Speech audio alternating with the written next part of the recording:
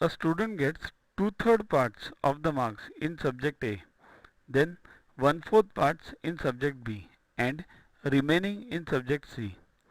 Find the parts of the marks in subject C. Question number 1. Question number 2.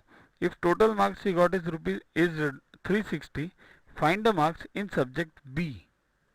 Always remember, never take this final figure 360 or whatever number it is given initially in the calculations. Otherwise it becomes difficult for you and it's time consuming.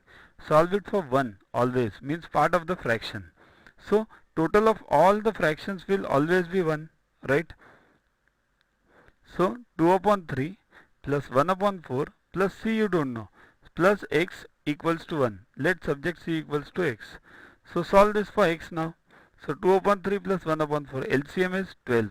So 3 4s are 2 4s are 8. 4 3s are and here 3. 8 plus 3 11 by 12 plus x equals to 1. Take this side.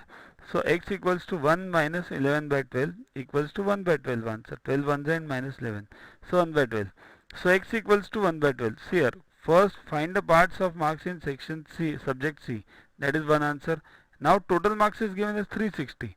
And what we want is for B. Now total marks is 360. For B it's quite easy. 1/4 of 360. So 1 upon 4 into 360, that is 90. So that is the answer for B. If it is asked for C, total marks 1 upon 12th into 360. If it is asked for A, 2 by 3rd into 360. Okay. Again I am telling you, never ever start this by the full number given, because there are other problems also in which total numbers are given.